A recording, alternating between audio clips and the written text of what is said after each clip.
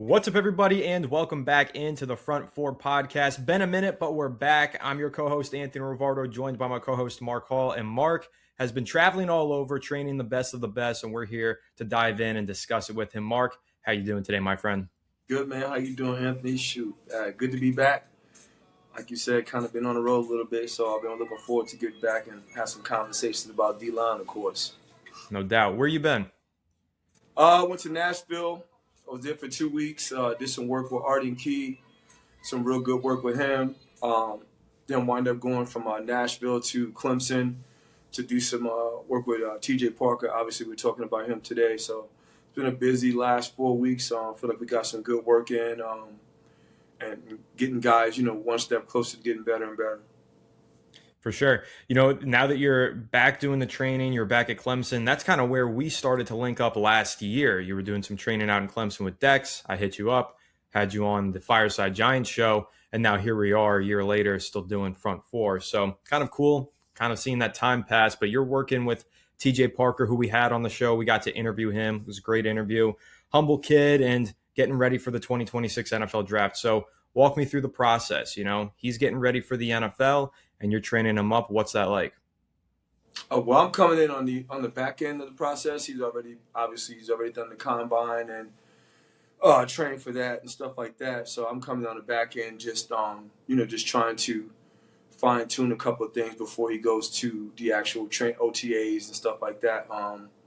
So that's really all I'm doing with him. Working more his stance, hand speed, twitch, short space twitch and stuff like that, and getting him on a good nutrition plan and trying to eliminate some things that he may have in his diet and stuff like that, and trying to make it seem like it's more of a lifestyle opposed to the rigorousy of like having being on a diet. So just looking at it more like a lifestyle change, stuff like that. Yeah, that's cool. The behind the scenes stuff, like outside of the on field work, like that's interesting hearing that you're kind of helping him with his diet and things. What else plays into that? We can talk about the on field stuff and we'll get there in a second, but off the field, where does your training come into play, your mentorship with these guys, TJ Parker in specific? The biggest thing is trust, right? I think you need to, at some point, sit down with the guys you're working with, especially if you're planning on working with them long term, and have a conversation about trust and, making sure that we are both on the same page and stuff like that.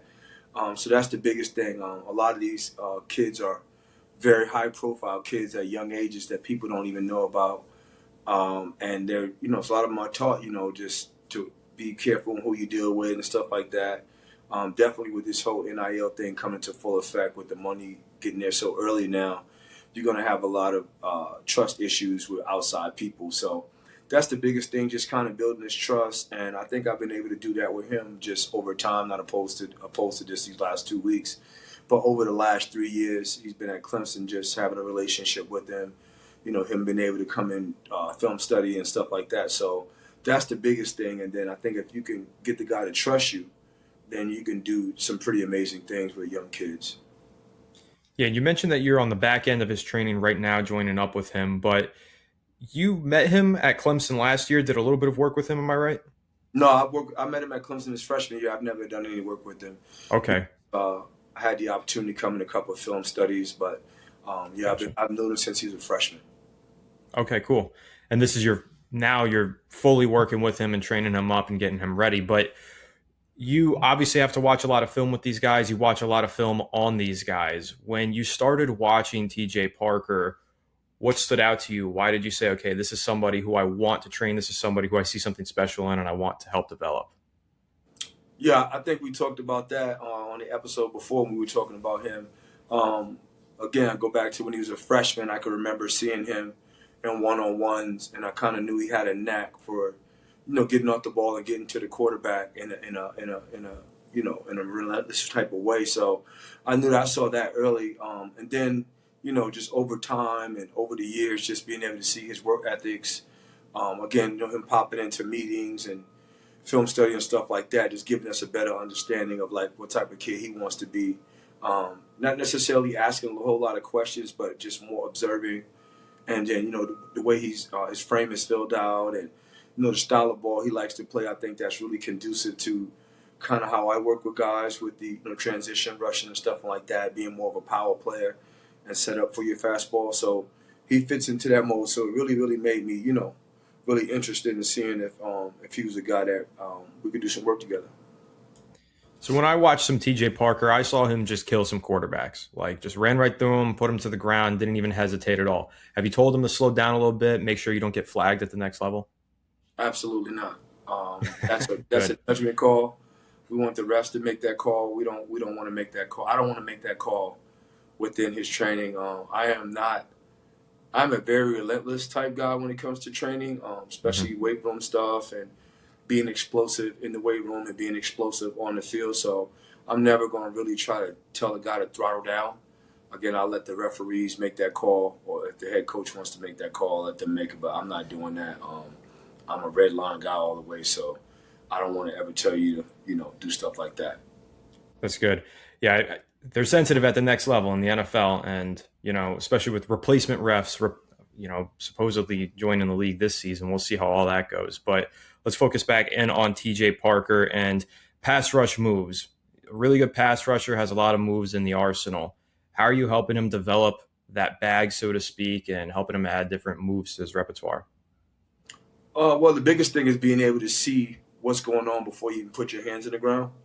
So, film session is extremely important when you're studying an offensive lineman, just to see his gait, how he attacks the 45, how does he do with horizontal shoulders, vertical shoulders, and stuff like that. So, just being able to see, kind of gait you're giving to be able to set up kind of what pass rush moves you want to go to. Also, to being able to see what the depth of the quarterback is. A lot of these quarterbacks, they're from the gun, so they're lined up at 5, and they might take 2 steps to 7. That's extremely important, more important that people ever talk about the depth of the quarterback on a rush. Say, for instance, if you got a quarterback like Tom Brady was real big on this. He would catch it at 5. He would throw almost at 7.5 to 8. So if you're a guy that's on the edge and you got a 45 setting tackle and you cut that thing short, you're going to run up under him. He's going to go around. You're going to complete that ball to the outside. So it's very important to make sure that you understand the depth of the quarterback and base your moves off of that. If you want to go top heavy to the high side of the rush, and you got to finish heavy at the top of the rush. So it's things like that that are very, very valuable to kids that are young that they may not think about. But that's something that we've definitely been working on tremendously, along with his stance and getting more power and torque out of his stance and be able to get his hand off the ground as fast as he possibly can. When we first started talking about TJ Parker months and months ago, you started throwing out some comparisons. You mentioned Terrell Suggs as somebody that you saw in TJ Parker's game. Now that you've been working more closely with him and you got that one on one time to train him, has that changed at all? Do you still see that same comparison? And who else maybe comes to mind when you're evaluating TJ's game? Yeah, definitely. Now that I've worked with him, I still kind of stand on that. He definitely gives me um, Suggs kind of, reminds me of Suggs, some of the characteristics and definitely the height and the weight and stuff like that. He may be a little bit taller than Suggs, but I didn't realize his first step was a lot faster than I thought it would be. Definitely, I think he's a step or two faster than Suggs too, but his first step is really, really good. It can be, if he keeps working the way he's working, he's going to have an elite first step, and I think that's one of the things is why he's able to play so tight in a box. And I had the opportunity to sit down with Coach Rump, his defensive end coach down there at Clemson when I was down there, and tell him, I said, hey man, I love the fact that you put him in such a tight stance and make him rush out of a tight stance. I think that's a big deal because a lot of defensive ends, especially the guys who want to rush the passer, they don't really feel comfortable being that tight. And he plays tight, very comfortable. So I had to take my hat off to Coach Rump on that, and definitely had a conversation with him about that because I feel, it's easier to get a guy that plays tight naturally to move him out wider, but it's a lot harder to get a guy that plays wide all the time to try to move him in tight. The comfortability is just way, way different. So he's definitely a guy that can play in a small space and have success. He's really, really good with angles. Um, he may be better than some pro guys with understanding angles. and he's good at the top of the rush. Um, the things that we've been working on is definitely hand speed, pad level, making sure again we know exactly what to do in every set that they give us. So right now he's definitely a little bit ahead of what I thought he would be, for sure. Yeah, and that's kind of where I was going to go with it next. Young players entering the NFL, it's a learning game. You're learning a whole new game. It's a whole new speed, and you're going up against those grown men. How do you prepare them for that specifically? Just knowing that they're going to be going up against the best of the best every single Sunday, more experience. How do you get them prepared for that specific part of transitioning to the NFL? Oh, I don't treat it any different than I treat the 7, 8, 5, 6, 10-year guys that I have. It's the same mentality. We want to do everything we do is physical. I want to be able to test you in many, many ways, ways that you probably have never been tested. I want to get certain habits and certain uh, tendencies and temperaments that you have out and come in with a whole different temperament and tendency that you have. Um, Again, I think TJ, he's definitely one of those guys that he's tough mentally, he's tough physically, so he makes the job a lot easier. But I don't think I treat a guy that's younger any different than I would treat a 10-year guy when it comes to physicality, the mental strength, and I can demonstrate a lot of mental and physical things through certain drills that just cannot be produced without doing those things. So we don't treat him any different, man. When he comes to camps this summer, with the camp that we're having, Clemson, all NFL defensive linemen, he just gonna have to show up and try to show up best he can, because we're gonna have some big dogs out there, motherfucker, this year. That's what we like to hear. That's great. So with TJ Parker, I know you kind of mentioned that you're working on a lot of things, and I want to hear a little bit more specifics if you can offer that. Like, what specifically did you maybe focus in on during this training camp, and what's like next step for you with TJ Parker and your training with him? The biggest thing was the stance, being able to come out of a 3-point stance very efficiently, being able to stretch the long frame out to be able to have more comfortability, more explosiveness from the hips. Working in a 4-point stance and see if he liked that, and he did. Working on a good 2-point stance, just a lot of versatility and maximization of that stance, stuff like that. Also, too, hand speed. That's one of the things that I want to work with him on. Just watching him on film is hand speed, being able to attack fast with his hands, angles, faster feet, being able to understand, what I can do in this situation, what I can't do in that situation. Um, Definitely flexibility, working a lot of flexibility, being explosive out of his flexible movements and stuff like that. So pretty much just engineering everything, man, not leaving any stone kind of unturned. Definitely in the film room, I've been, I might have to apologize. I've been very, very, very, very like, not necessarily negative, but been on him pretty heavy about some of the stuff that I'm seeing on film in regards to technique and stuff like that. So it hadn't been easy for him at all, but it's definitely, I think it may have opened up his eyes to some things in regards to like how much more that he still can learn. That's great. When we spoke to TJ on the podcast a month or so ago, you asked him some of the teams that maybe he'd have an affinity to play for, some of the schemes that he liked, some systems that he thought he fit best in. So I want to ask you that question. Is there a specific team or a short list of teams that you think he would really match up with at the NFL level? Um, it would have to be an aggressive team. I think that's his game. He's a power player. I don't think he's definitely not a finesse player. He's not a player that's going to beat you just off fastball alone. It's more to him than that. He has more layers than that, more versatility. Off the top of my head, definitely Tampa. I love the way the Buccaneers play up front in regards to physicality, how they move them around, how he's able to get into 2, 3-point stance and stuff like that. Just knowing how Coach Bowles runs his system, I like Tampa. Uh, I definitely like the Ravens style of ball, how they played.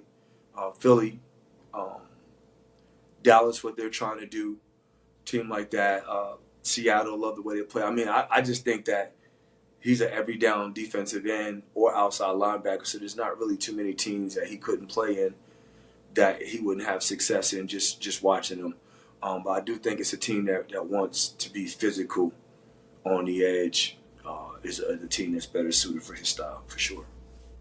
Definitely agree with that. And you kind of mentioned their outside linebacker or defensive ends. And, you mentioned earlier how you have him training down in the 3-point stance, 4-point stance, and the 2-point stance. You've got him all over the place. But where do you think he fits best? Is it rushing straight off the edge? Is it going and moving into the interior and moving around? Like, kind of what do you see his role being on that front four?